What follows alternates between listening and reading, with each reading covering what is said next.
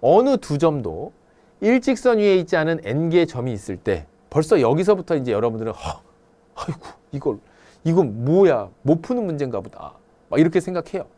두 점을 잇는 선분의 개수는 2분의 n 곱하기 n-1개다. 어느 세 도시도 일직선 위에 있지 않은 몇 개의 도시를 직선도로로 서로 연결하려고 하는데 필요한 도로의 수가 이 21개일 때 도시는 모두 몇 개인지 구하여라. 이게 도대체 무슨 얘기예요? 선분 얘기했는데 왜 도시 얘기를 해요? 사실 따져놓고 보면 문제에 따라서는 얘를 싹 생략할 수 있어. 어디서부터 어디까지? 여기서부터 여기까지.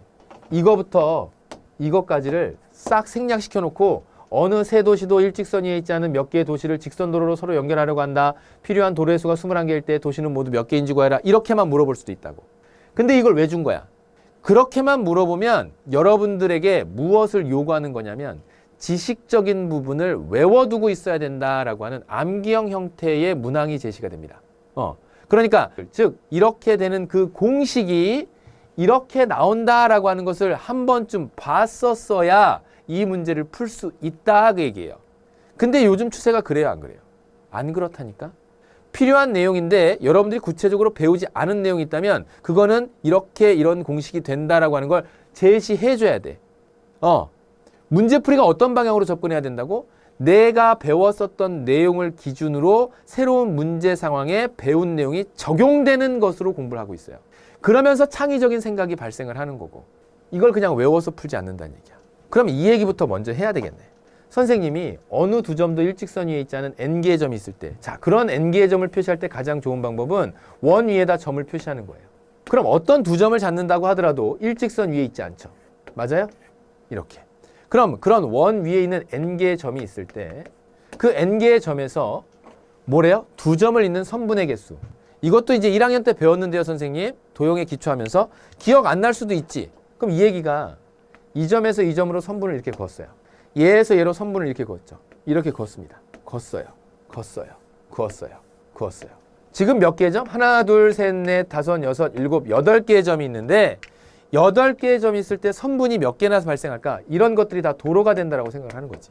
그런데 여기에 있는 이 점 첫 번째가 자기 자신을 뺀, 뭐를 뺀? 자기 자신을 뺀 나머지 점으로 전부 다 선분을 그은 거야. 그래요? 그러면 두 번째 점에서도 자기 자신을 뺀 나머지 점에다가 선분을 긋겠지, 이런 식으로.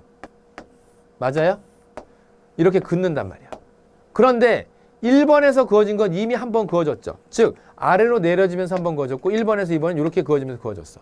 이런 일들이 선분이 모두 두 번씩 중복돼요. 겹친다고. 그러니까 n개의 점들이 n-1개의 선분들을 그어줄 텐데 자기 자신을 뺀 나머지 개수만큼 선분을 그을 텐데 그게 두 개의 점에 의해서 한 번은 이렇게 그어지고 한 번은 이렇게 그어지는 두 개가 하나로 중복되더라. 즉 한 개가 두 개 겹치더라. 그래서 이를 뭐로 나눠준 거야? 2로 나눠준 거야. 그러니까 이러한 내용에 대해서 이미 공부가 되었거나 아니면 공부되었다고 하더라도 잊어버렸거나 라고 한다면 잊어버린 상황에서는 또 배우지 않은 상황이라고 한다면 뭐 해야 돼? 제시해 줘야 돼요. 그 다음엔 이 내용을 통해서 여러분들이 그 다음을 해석할 수 있어야 돼. 알겠죠? 어느 세 도시도 일직선 위에 있지 않는다? 도시를 뭘로 보면 돼? 도시를 점으로 생각하면 돼요. 도로를 뭐로 보면 돼? 선분으로 생각하면 돼요. 그럼 그 얘기는 무슨 얘기입니까? 이렇게 한 도로의 개수가 몇 개라고요? 21개다 그 얘기예요. 비슷한 내용을 어디서 봤냐면 중학교 1학년 때 대각선의 개수 구하는 거, 대각선의 총 개수 구하는 걸 봤어요. 그게 이 공식은 아니야. 그거는 한 개의 꼭지점에서 그을 수 있는 대각선의 개수는 n-3개예요. 자기 자신 이웃하는 2개 뺀 나머지 점들을 그어야 되니까. 그래서 2분의 n 곱하기 n-3이 대각선 전체 개수가 되는 것이고 지금 이 문제는 한 직선 위에 있지 않은 서로 다른 두 점. 뭐라고요? 어느 두 점도 일직선 위에 있지 않은 n개의 점. 그런 n개의 점을 가지고 만들었을 때 이런 식이 만들어지더라.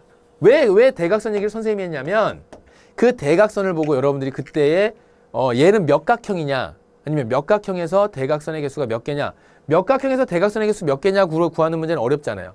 만약에 여기에 7개의 도시가 있었다 그러면 7 곱하기 6 해서 나누기 2 하면 되니까 21개. 어머 벌써 답이 나왔네. 이렇게 찾아갔었던 게 예상하고 확인하기로 찾았었어요. 옛날에 대각선의 총개수를 주고 몇 각형이냐 찾는 문제에서는.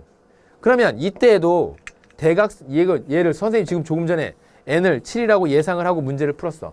n을 8이라고 예상할 수도 있겠지. 그러면 4, 7, 28, 28개 나오니까 또 줄이겠지. 이렇게 예상하고 확인하기로 푸는 게 아니라 얘는요. 이제 3학년이 되었으니까 2차 방정식으로 식을 작성합니다. 뭐 하는 거야? 2를 양변에 곱해요. 그러니까 n 곱하기 n-1이 되겠지. 그게 42가 되는 거야. 됐어요? 그리고 나서 분배시켜서 n에 대한 식으로 정리해요. n제곱 마이너스 n 마이너스 42는 0. n에 대한 2차 방정식이 만들어졌죠. 맞아? 그럼 나는 몇 개의 도시인지 n개의 도시가 n개. 이거 찾으면 되거든요. 그러면 이거 찾을 때 어떻게? 6, 7에 42. 뭐라고요? 6, 7에 42 마이너스 7에다 붙여서 이렇게. 그러면 n 플러스 6 곱하기 n-7로 인수분해가 되는 것이고 n은 마이너스 6이나 또는 n은 7이니까 몇 개의 도시? 7개의 도시가 있겠구나. 정답은 7개. 도시의 개수가 아무리 적다 그래도 음수의 개수만큼은 살펴볼 수는 없겠죠. 그죠?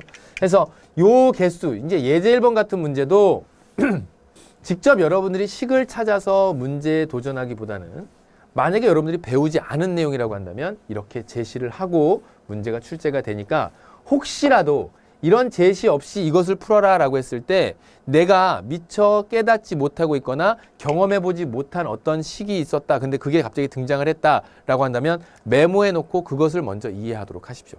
문제는 어떻게 나올지는 모르니까.